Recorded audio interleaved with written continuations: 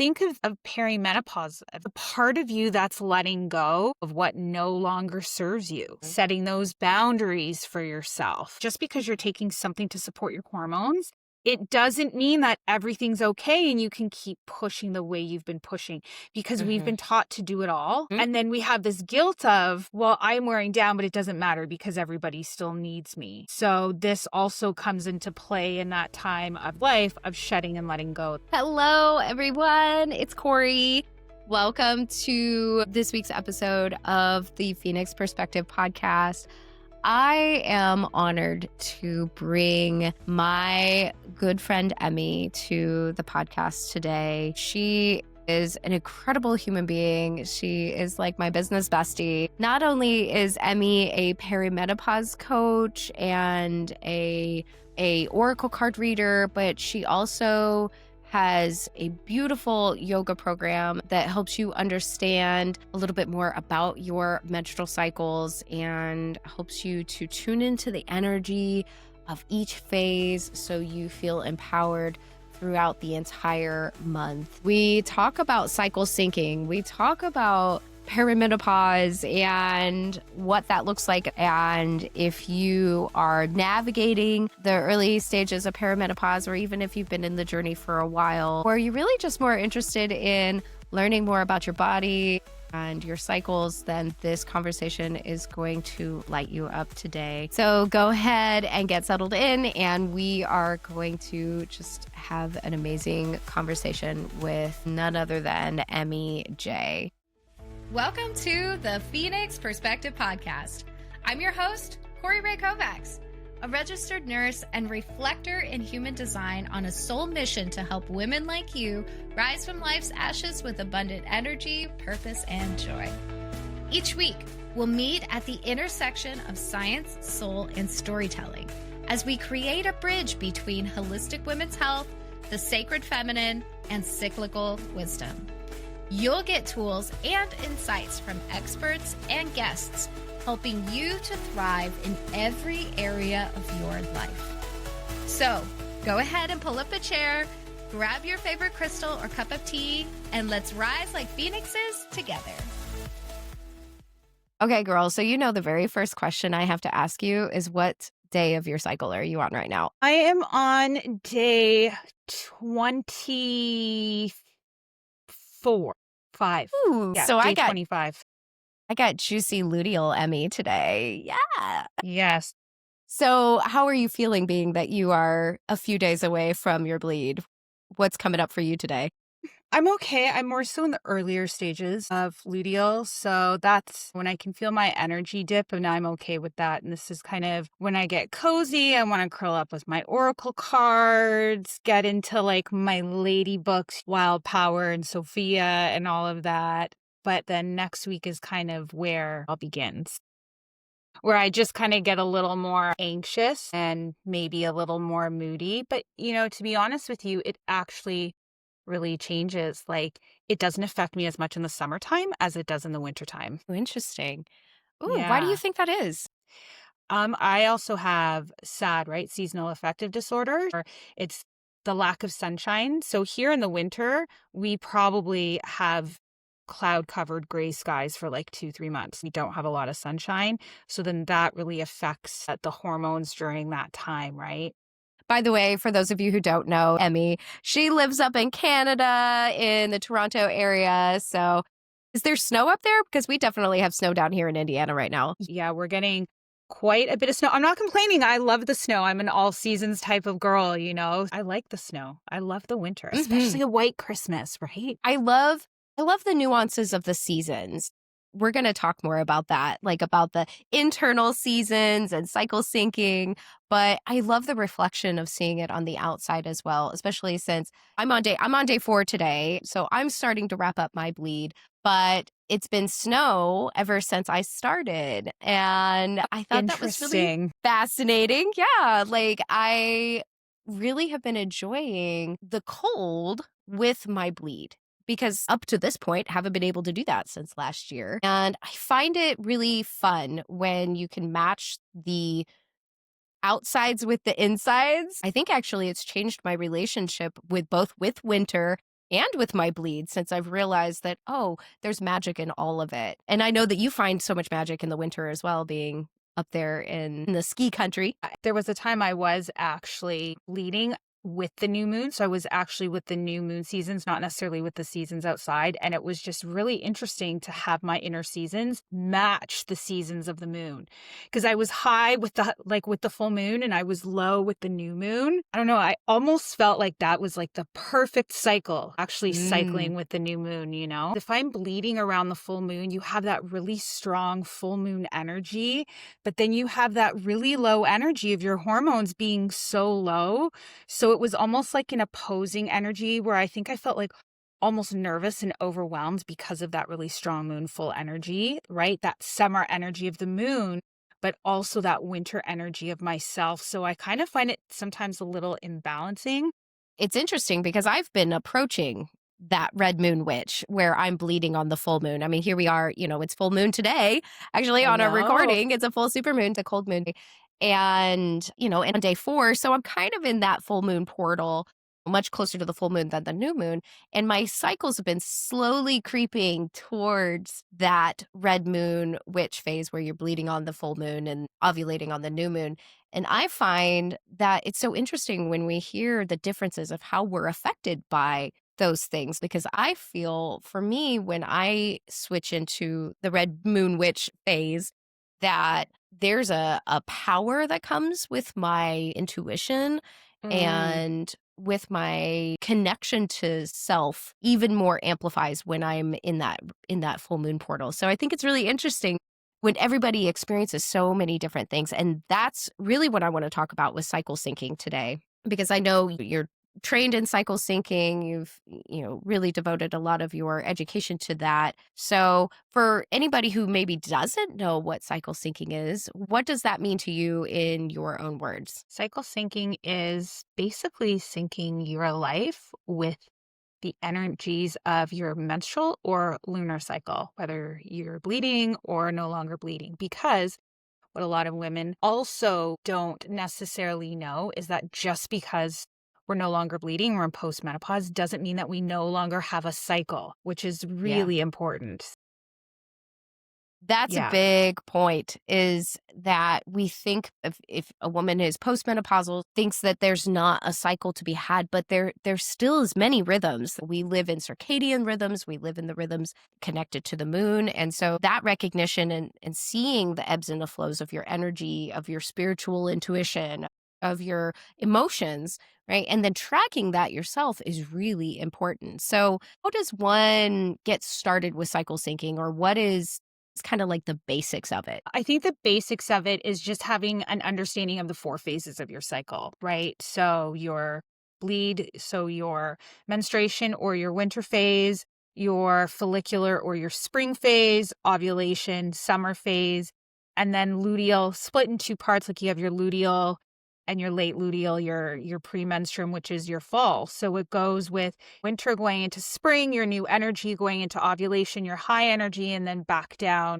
fall, that kind of cozy down weather. So once you have just an understanding of that, you can start tracking your cycle. But I also think a really important thing with tracking your cycle, and I'm sure you've heard this from many women too, is they're like, oh, yeah, I track my cycles about 30 days and I bleed for 7 days. And that's it. That's all women are tracking, right? And there's so much more to it. When are you sleeping best? I don't sleep around the full moon. And I know that's on the moon, no matter where I'm at in my cycle. Headaches. I have a client right now who's never tracked her headaches, and she's tracking them for the first time. She goes, I think they're hormone based. Food, sex drive, your energy level. When are you focused? There's so many things, but you don't have to focus all of it at once. You might just want to focus like maybe your headaches, or if you have acne or anything. It's just kind of small little things. That's not just, this is how long my cycle is. This is how long my period is. I get my cramps for this many days and my bleed is this heavy. Like, it's so much more than just your bleed, because your cycle isn't just your bleed. Your cycle is that whole 28, 29, 30, 32, 24 days, whatever your cycle is. That is a full cycle. It's not just your period. And see, we're not taught these things. Right. So We're not. we don't properly know how to track our cycles. It's like bras. We're never taught how to actually fit and wear a bra properly, right? If men had to wear a bra, I'm sure there'd be classes on how they wear them properly. But when it I'm comes to sure they women, would. can I say that on here?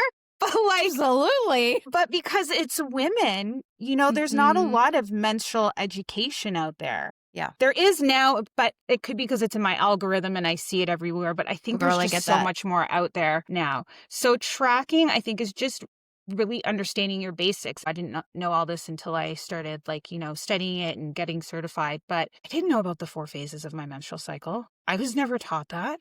It is important to see that we don't just talk about like the seasons outside.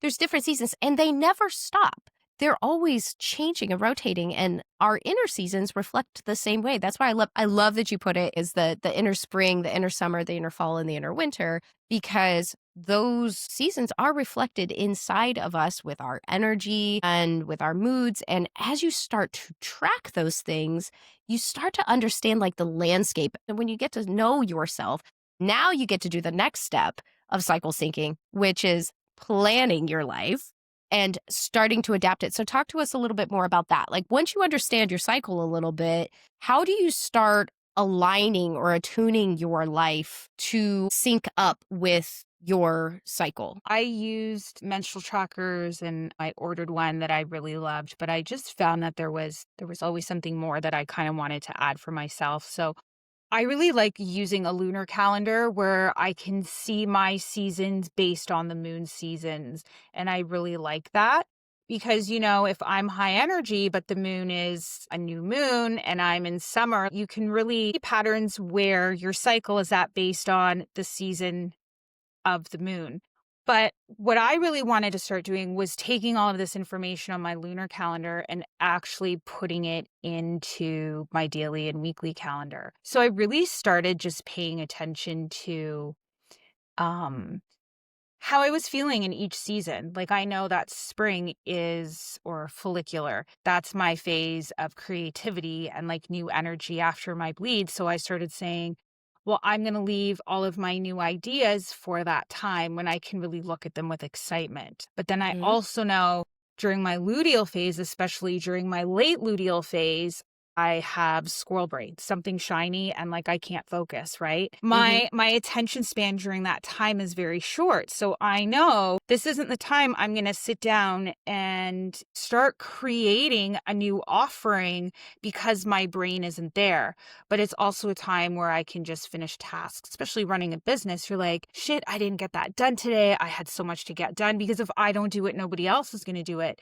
So I actually had to start giving myself grace, saying, but your brain's not working that way right now. So what can you do to honor where you're at right now? And it's small Mhm. tasks. I might sit down for 20 minutes, shoot out a couple emails or check 1 or 2 small things off my list. And then I might come back to my computer 3 or 4 hours later because it's my downtime. I need to nap or just veg a little more.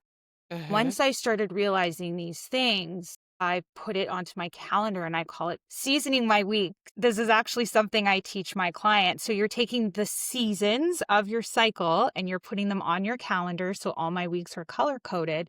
And now I'm able to look like I knew today that I was going to be in my late luteal, right? And I also know that the week of Christmas, I'm going to be ovulating and that's my happy time. But I also know that's Christmas. So Mhm. I planned to have all of my January stuff by this week. And that's what's happening because I'm able to plan my energies. I can look ahead.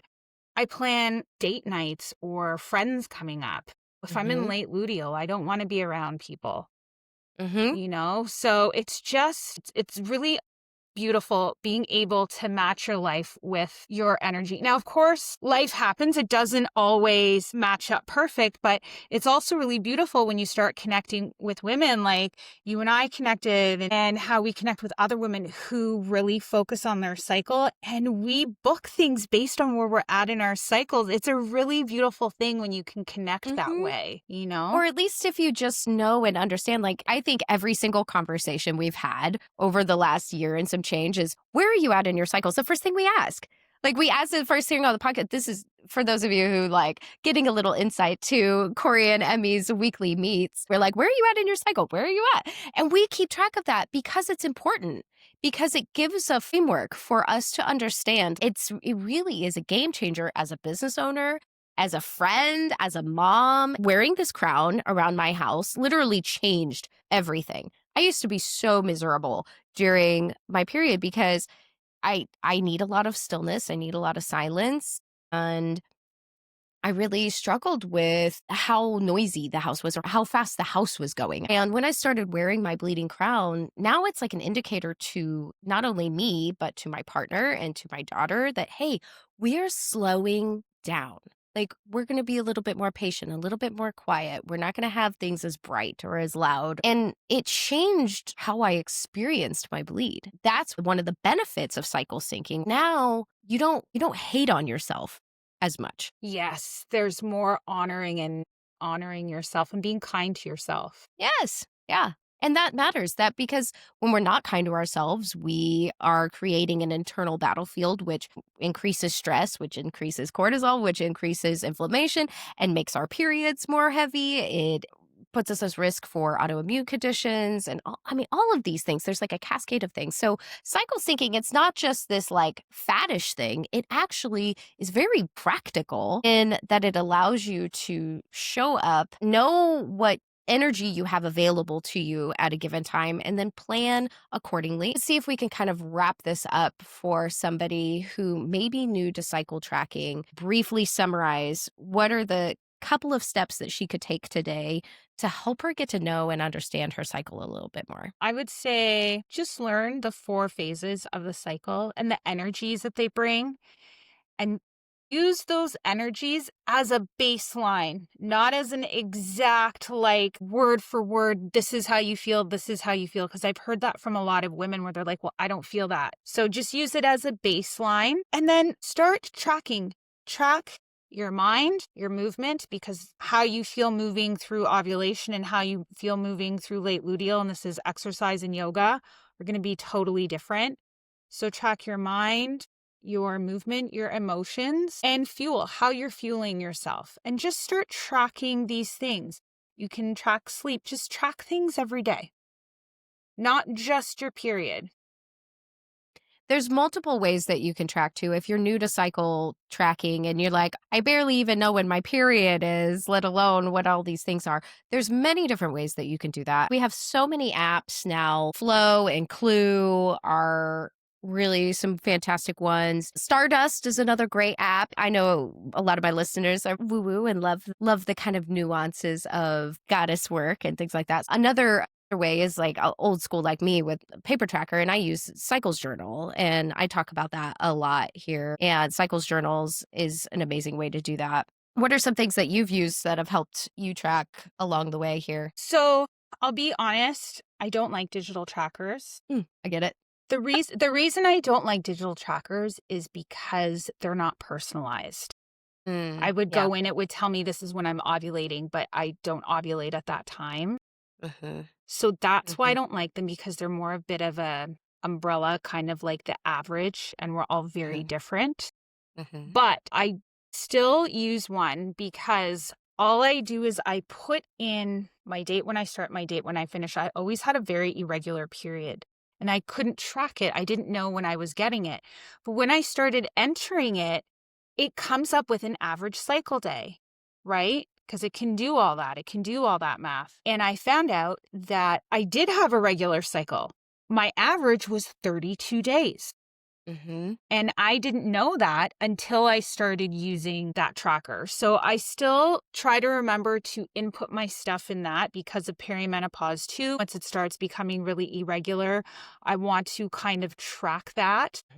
But I'm like you, I'm old school, paper to pen, but I don't really track anymore the way that I used to when I was first starting. Now I really I'm so in tune with my cycle. Until major changes start happening again in my perimenopause, I'm okay. I'm so regular.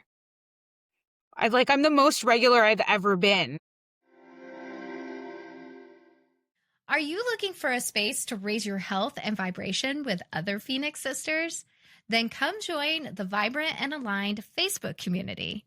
Inside this free group, you'll find health tips, resources, and motivation to live a life full of joy, health, and vibrancy.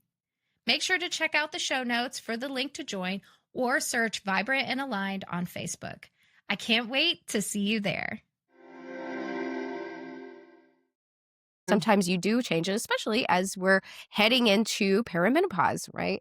We're at that age where things will start to change, and understanding that is really important. So I would love to kind of transition the conversation into that, because you might be in your 20s or your 30s and have really regular cycles, and you could set your watch by it. I know there's a lot of women that have regular periods like that, but then all of a sudden they're 42, 43, or 45, and things are not so regular. Maybe they get shorter or things are kind of getting wonky. So how does cycle syncing impact when you get to perimenopause?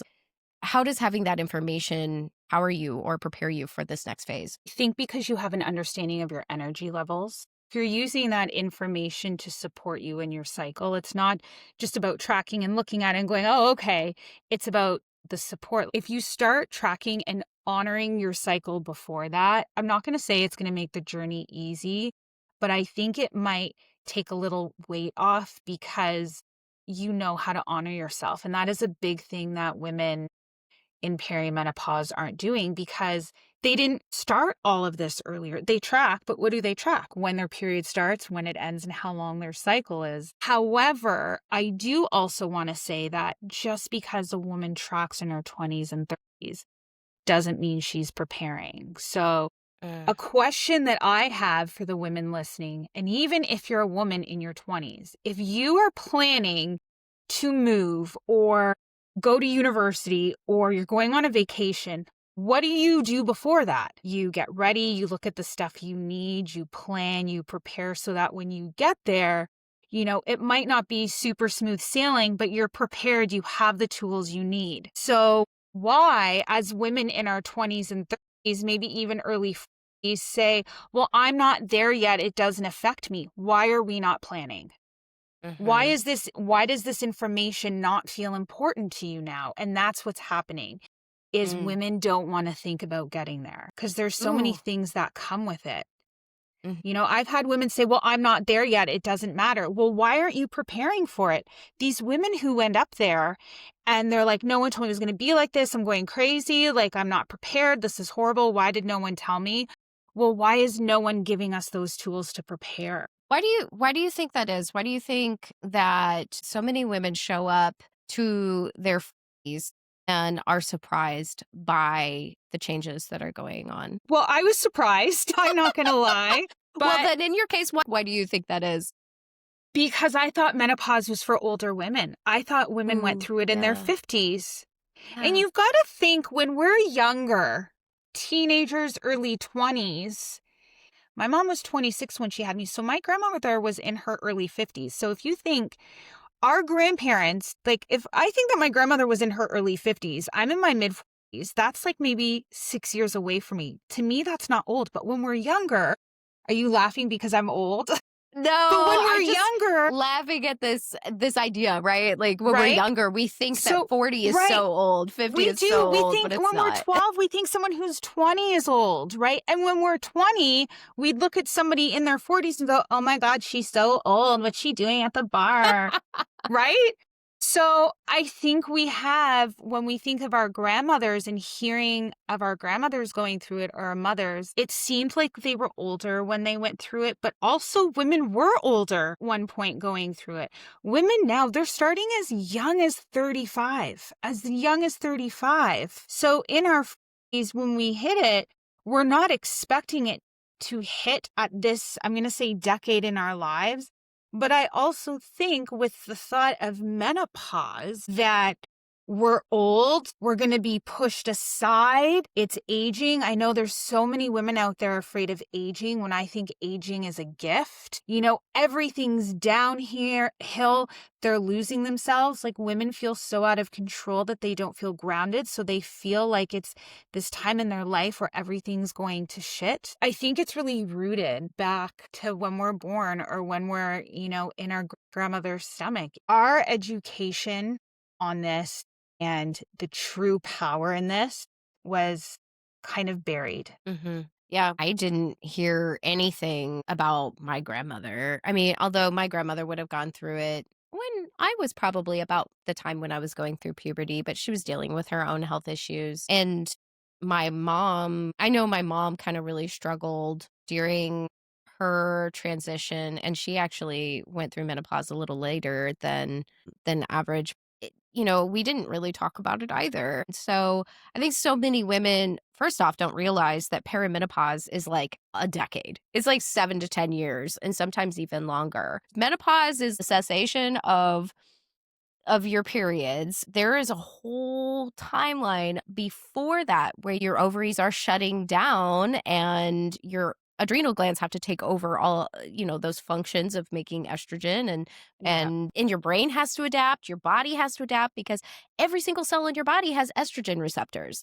And so when your body stops making estrogen, like, your cells have to have time to change. And I Yeah. think sometimes we don't realize that, yeah, it doesn't it's we associate so much of that with aging. But I think the more that we kind of shift our perspective, right? That's what this Yeah. podcast is all about, is like shifting our perspective to seeing, well, maybe this is reclamation. It's a time for me to understand maybe the things that I haven't been taking care of very well in my body, with my health or my emotions or my boundaries or anything like that. And to give myself more grace and compassion as I go into this next phase of my life post menopause, and step into that, that wise woman, the crone energy, the wisdom keepers in that Yeah. space. I think with this, two things is that, even though we're losing estrogen and our adrenals take over, testosterone becomes the dominant hormone. Not that it's more, it's just dominant because everything else is low. And this is actually a brain upgrade. Our brain is upgrading because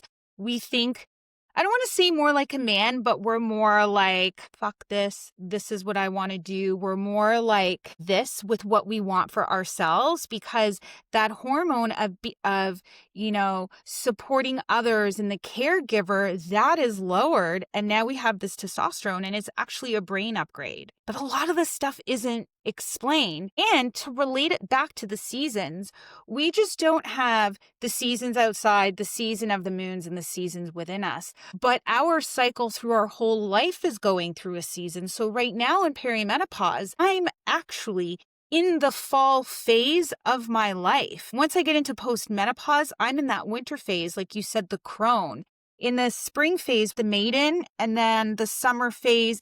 And all of these represent a different time in your life, from adolescence to your reproductive years to midlife.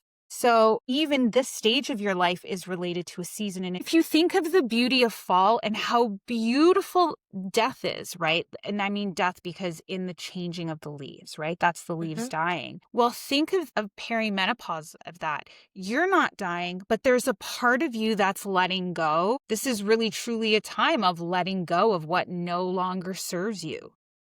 Setting those boundaries for yourself. This doesn't serve me anymore. I'm going into a new season. Because what happens in the wintertime? Hibernation.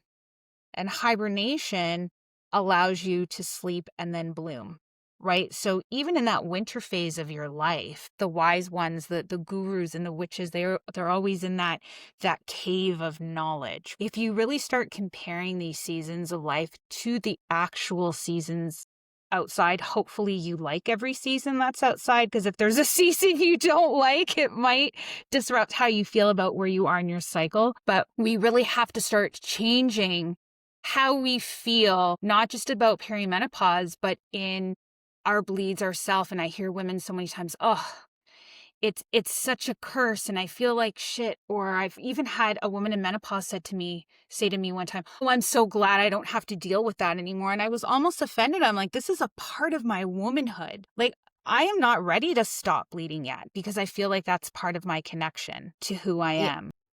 Yeah. Sorry if I went off on a tangent there. I get very No, we passionate. love the tangents. Women that are passionate about cycles and understanding the phases, it becomes literally the fabric of our lives. And everything that we talk about is woven into that. And so I definitely love the tangents. You had talked about the surrender, right? The release pieces of like what no longer serves.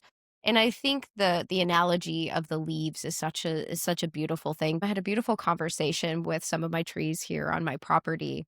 And there was this tree who I was walking by and I was taking a walk and her leaves had kind of fallen or were falling in front of me. And I just kind of sent my energy towards her and I said, "Oh, your leaves are so beautiful coming across the field like that." And she showed me an image of people blowing bubbles, of like children blowing bubbles. And like the delight that we get when we blow a bubble and we see the bubbles come out. And she's like, "That's what it's like when my leaves fly across the field. It's like blowing bubbles." Very And she cool. was so happy to watch her leaves blow across the bare field because they had just harvested the field, right here. And, I live out in the middle of nowhere. And so it was a cornfield and it was just harvested. And so she was watching her leaves blow across and she was like, it was like blowing bubbles. I just think that's so fascinating when you change the perspective because we could think, oh, well, maybe there's a sadness to letting go. Right? The summer's gone, the warm days are gone, the leaves are dying. We can think that that's sad or that it's a bad thing. But when you shift your perspective and to see that, well, actually, there can be a delight in this phase. There can be a delight in shedding what no longer works for you, like a dog that's shaking off water or the trees that shake off their leaves. And when you shift that perspective now, you start bringing more compassion to yourself. And that's really what that's about. Yeah, for sure. If there's a woman who's listening right now and she's not really sure if she's in perimenopause or she knows things that might be changing a little bit, but she's not really sure, what are some signs or things that could indicate that she's entering into this next season of her life? So my first symptom actually, which I didn't even know was a symptom, started in my late 50s. And my period, I think, went from like 5 or 6 days down to 2.5 days. Now, look, to me, that was like, like having a shorter cycle was super nice. I wasn't going to complain. It was like a miracle. I was like, oh my goodness, my cycles are shorter, or sorry, my bleeds are shorter. This is amazing. But I didn't realize till years later when I started doing all of this, I was like, oh wow, that was one of the early signs of perimenopause is a shortening or lengthening in your bleed time or shortening and lengthening in your whole cycle. That whole cycle, not just the period, but the whole cycle. But I'm going to say probably the biggest sign that I've heard from women is their mood and their emotions. I mean, I did not need a doctor to tell me I was in perimenopause. Like I knew, I could feel it. You feel every emotion and emotions that don't even exist in all in 60 seconds. You feel out of control, not like yourself. You can explode at any time. I think that's a big one. And another one is the hot flashes. Yeah. Girl, I had one so bad that when I got home from work, I actually had to change my underwear. And I started laughing. I didn't cry. I laughed because I'm like, well, if this is part of my journey, this is part of my journey. Crying about it's not going to help. I just have to find ways to move with this. And I also want to state too that not every woman is going to have symptoms. Mm-hmm. I know someone who stopped bleeding and that was it. You could Mm. have very mild symptoms. Mm-hmm. But yeah, I think it's the shortening or lengthening of your cycle and also your mood. Your Mm-hmm. mood, the emotional waves up and down, and the hot flashes, I would say most could probably be, I don't want to say most likely because everyone's different, but those are the three that I find most common. More Mm-hmm. so the emotions and the hot flashes versus a cycle change. Mm-hmm. So, Yeah, every woman is different in what yes. she perceives. Somebody who's more sensitive to her emotional state, maybe she's just paid more attention to that part, she might notice those changes first. Or someone who's maybe a little bit more intellectual might notice changes in her mental capacity, maybe experiencing more brain fog, or even those symptoms of like attention deficit, or, just like, I'm not able to focus as much as I used to. That is very common as well in the early stages. And then, of course, yes, cycle changes are going to come up, and like you said, the shortening of the cycle or the lightening of the cycle, periods getting heavier are also a possibility as well. So really, it's not necessarily if I have a light cycle or not a light cycle. It's the changes, and this is really what we're talking about. It's the change that is indicative of you being in this space, is that you're just noticing that things are not quite what they used to be. Yeah. And that is going to be a stronger sign than just looking at a list of symptoms and saying, "Oh, well, I don't have any of these. I must not be in perimenopause." It's more nuanced than that. So really, this is why, coming back to talking about cycle tracking before you get to that space, why that becomes important. Because now you know what your normal is, you know what your baseline is. And when you are paying attention, you will notice more things. And then you can start to make adjustments. When you start getting into these things, how do you start caring for yourself in a way that honors your body and honors this season? What are some things that we can do to help care for ourselves in that space? One of the first things that I always talk about in my webinars is how you're approaching life now. Because if you're someone that has always hustled and pushed through your days, that's not going to get you anywhere. What got you here isn't going to get you further, right? So I'm going to give an example. I used to work out 6 to 7 days a week, like non-negotiable. If I went to a friend's house, for the night, my weights would come with me. So that way I could work out in the morning on my phone and do my home workouts. I was so diligent with it. But about maybe a year and a half, 2 years ago, I noticed that it was taking a lot more effort for me to work out in the morning. And I almost felt guilty that I wasn't working out. Like my workout regime wasn't the way it was. And then I started thinking my body's not where it was at 4 years ago. And that's when I said, okay, I don't need to work out 5, 6, 7 days a week. I can do 3 or 4 days a week. I'm adding more stretch and yoga now, and maybe 2 or 3 days of like lower body, upper body, and like core. And shorter workout times, 15, 20 minutes instead of 30, 45 minutes to an hour. So I had to adjust my routine to fit where my energy is at right now. So it's small things like that. How you're approaching maybe your social life or your work life, which is really how you're approaching things, I think is huge.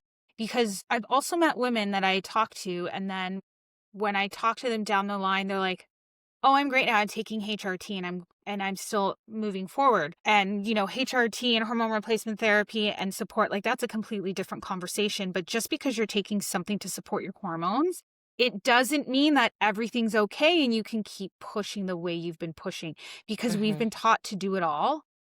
And then we have this guilt of, well, I'm wearing down, but it doesn't matter because everybody still needs me. So this also comes into play in that time of this life of shedding and letting go that fall season. But the first thing I teach is approaching this life phase is really thinking, how can I adjust it? How can I adjust my workouts? How can I adjust? Coffee's a big one to adjust. The women that I've met, and they're like, I'm not giving up coffee, but coffee, because it is a stressor, right? Increases cortisol, screws up the adrenals, which are already going crazy because they're taking over for your lowered estrogen. Caffeine also raises the body temperature, which can lead to hot flashes. And the amount of women I've spoken to that they're like, coffeeholics, they actually don't want to give their coffee up. And that is a huge one. So if you're somebody who loves coffee, I know you're probably not liking me very much right now. I'm not saying give up your coffee, but how can you approach your coffee loving? Cut it down.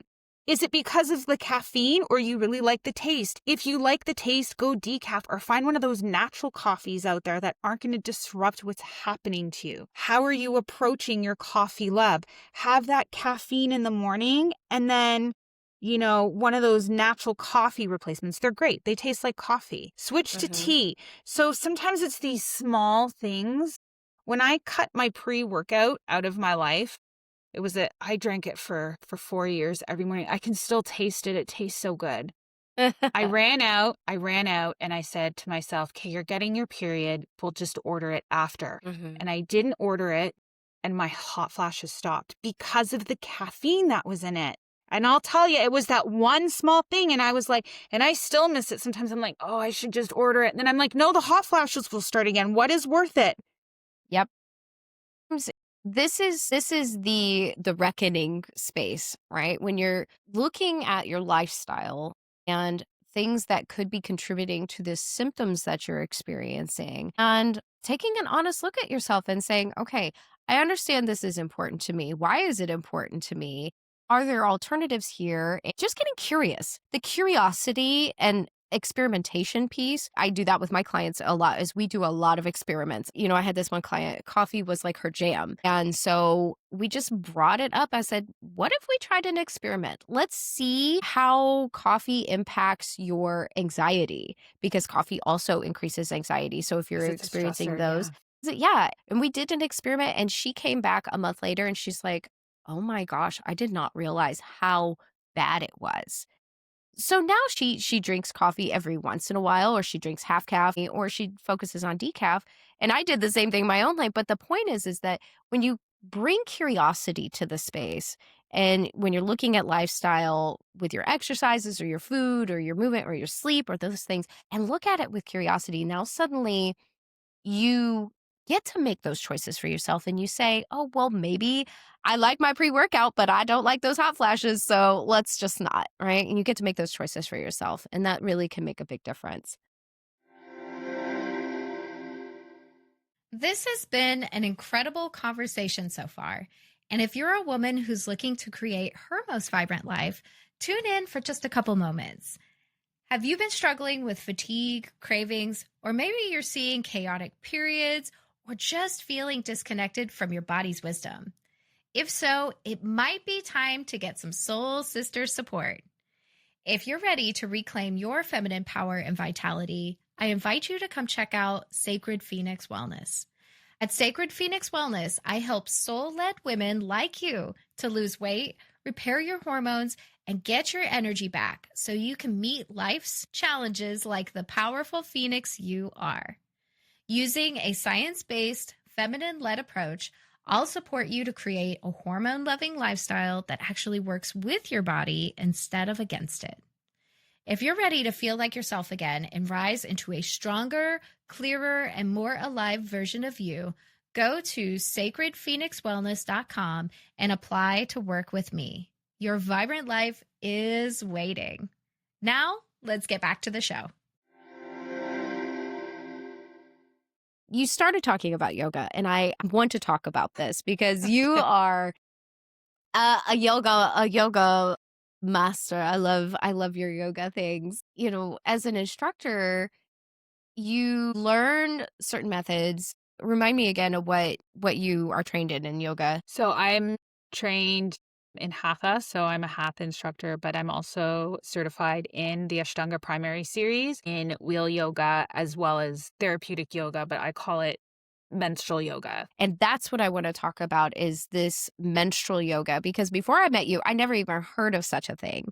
And you created this beautiful program called Lunar Alchemy Yoga. And it is a program that is meant to be walked through with your menstrual cycle to honor the phases. So what makes yoga different when it's taught through a cyclical lens? So, have you ever gone to a yoga class and you're going to a flow class? You feel like flowing, Mhm. but warrior feels a little too much and maybe goddess because you're coming to that time in your cycle where your energy is depleting, right? That energy is lowering.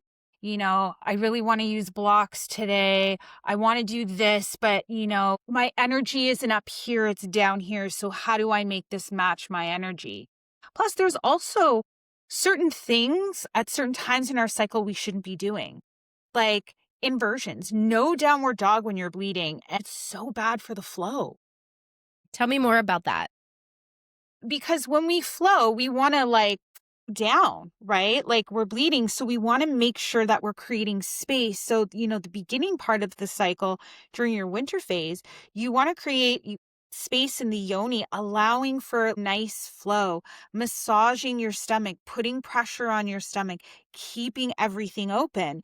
But if you're going into a downward dog, and this is your pelvis up here bending, what is happening to your flow? It's stopping that flow. Just like we don't want to do any major twist, you can do a tiny one, but any major twist, what's that doing again? It's constricting and it's stopping the flow. And you also don't want to do any ab workout, whether it's yoga or the gym. You just don't want to do anything where you're going to be like constricting your muscles. We want to loosen. And it also reminds us to slow down. I am somebody that suffers with cramps. I know if by the first day of my period and I got to work that day, I already know I'm coming home with my tea, curling up with my cat, heating pad, and like I prep for that. And I know that it's my downtime. I don't want to do anything. But you and I have talked many times of, there's women out there who don't suffer. So what happens when they have their period? They keep pushing, right? They're forgetting to slow down. They're lifting the heavy weights. They're doing the squats. This program allows women to really move with their energies. Now it's a little hard because everyone's cycle is different. So to like really match day 3 up with Corey and day 3 up with Emmie, is really different. So what I did was I did like overlap days because when you're coming out of your period, you're not automatically into follicular, right? Just like we're not out of winter and we're directly in spring, there's an overlay. So I did it based on how I do my workout schedule. So the first 2 days of my bleed, I don't work out. So those are the restorative yogas to really honor your body. By day 2, you can start lifting weights again. So I started doing a playful yoga, keeping out any inversions until day 7, because some women have a 7-day bleed, right? I took in what I understand about the cycle with the anabolic and catabolic state, which is all explained in that, lifting weights and working strength versus fat burning mode. So more flow and using bands. So there is weighted yoga and bands. I also created videos that teaches you not only how to work with your level of yoga, but how to modify for your energy levels. So that way, if you're going to a high intensity yoga class, you already have everything you need in your late luteal phase to go to that type of class. I love this fresh take on yoga, which could be very perspective based, but yoga was kind of created for dudes' bodies. It was right? based on the women's, the men's. Yeah. And so the thing is that we have uteruses that bleed, we have boobs, we have hips, our bodies are different. And so I love when I hear of somebody taking a practice, which is a very beneficial practice both for mind and focus and body and spirit, and translates it to a more feminine friendly, a woman friendly practice, because we need those kinds of changes. We need those kinds of fresh perspectives. And so that was a big reason why I wanted to bring this up, because you are changing the landscape of how women are practicing yoga. And by taking all of your beautiful knowledge that you have about cycle syncing and marrying that with your other passion of yoga. And I think it's just beautiful. So I encourage listeners, know that there are certain things about our workouts, and this is a part of the cycle syncing conversation, that changing and shifting your work and not just doing the same thing every single day, because the fact of the matter is your body is not the same every day and she has different needs. And that doesn't mean that it's better or worse than dudes. It just means that we live in a world that was basically made and created for guys. Our work schedules, our workouts, everything. A part of cycle syncing and a part of understanding your body is looking for ways to adapt what you're doing to nourish yourself, so that way you reduce stress, you are more in tune with your body and your rhythms. And honestly, it brings back so much grace and compassion into your life, and you start to feel like yourself instead of a stranger trying to make everything and struggle and resist everything.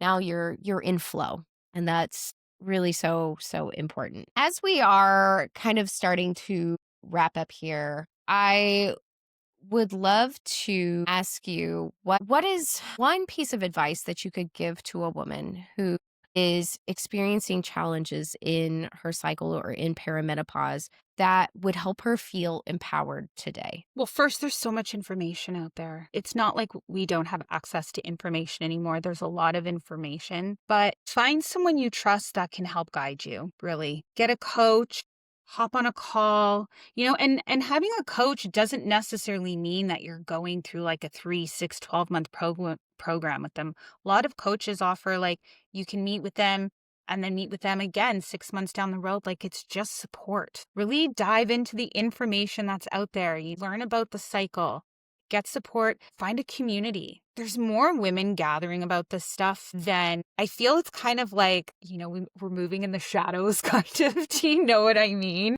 It's very grassroots, yes. Yeah, but just find support. Don't be afraid to be your own advocate. And I don't like to say this, but doctors don't have a lot of education on this stuff. They'll more likely just throw you pills. And a lot of times it's a hormonal imbalance. It's something that can be fixed and worked with. So make sure to get that information and reach out to someone. Yeah. Learn about your body, advocate for yourself, and get around other women who are also on this similar journey, who are learning more about themselves, who are prioritizing their wellness, who are prioritizing their self-love and self-care. And you'll find your people, you'll find your support, and you'll find that navigating these challenges, we don't have to do it by ourselves. And that when you find your people, you get the support that you need, then suddenly you feel empowered. And I love that was such a beautiful piece of advice. So one of the beautiful things that I do here on the Phoenix Perspective podcast is whenever I have a guest on, I do a card reading for them. Was that the surprise you were telling me? I love surprises. That is the surprise. So I will be drawing a card for you from the Rose Oracle deck. My favorite. So I want to just say thank you to Spirit for giving you such beautiful guidance here with this card that I'm going to select. And it is this one. Ooh, we were just talking about this card, sister. This is the Wastelands card. I pulled that a few weeks ago.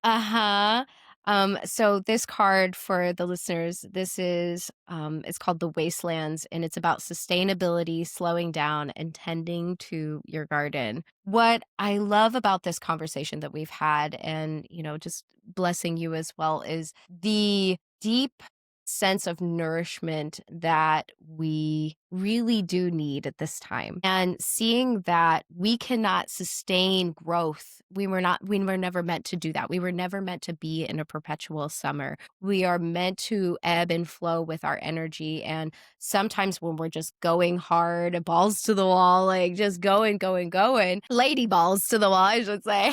Lady balls to the wall. Right. We can really deplete ourselves. But this is such a beautiful reminder to just bring back rest, nourishment. I'm really seeing water. If, bring some water into your rituals as you're heading into your bleed too. Wink, wink, nudge, nudge. To really kind of cool and calm those challenges that we have when we're feeling a little burnt out, we're feeling a little crisp. So reminder to drink the water and also maybe incorporate water into any of your rituals that you have. So that is your card for today. I love it. So Emmie, if anybody's over here and they're like, I want to learn more from this woman, how do they connect with you? What's the best way to get in your world? Well, there's a few ways. You can follow me on Instagram, which is Fly with Emmie. And another one is Linktree, because Linktree, you can basically get to all of my links from there. So my new stuff that's coming up in January, I think you can get to Lunar Alchemy from there. My website, my mailing list, you can get to all of that from the Linktree. So yeah, don't be afraid to reach out on Instagram. It's the best way to really connect with me one-on-one. I encourage you, for those listeners that are maybe at the very beginning stages of your perimenopause or not really sure where you're at, Emmie has such great educational resources for those of you who need additional support and maybe struggling a little bit and want to learn more about their bodies, learn more about this phase that they're entering into. We talk about rising like phoenixes, the perimenopause journey. This is also it's a phoenix journey in and of itself, of burning, yeah. returning to ash. Yeah. And so if you are in that particular season of your life, I encourage you to connect with our beautiful Emmie. And thank you, sister, so much for being here today. It has truly been an amazing conversation. I love you so much. I'm just blessed to have you as a friend and a business bestie. I know, business bestie. Thank you so much for being here. Yes, I am celebrating you because you just finished another episode of the Phoenix Perspective Podcast. I am so grateful we got to spend time together today. It's really been a blast. If this episode lit up your heart or sparked something in your soul, please follow the show and share it with a friend who's ready to rise too. Until next moon phase, remember, you are so worthy of living your most vibrant life. See you next time.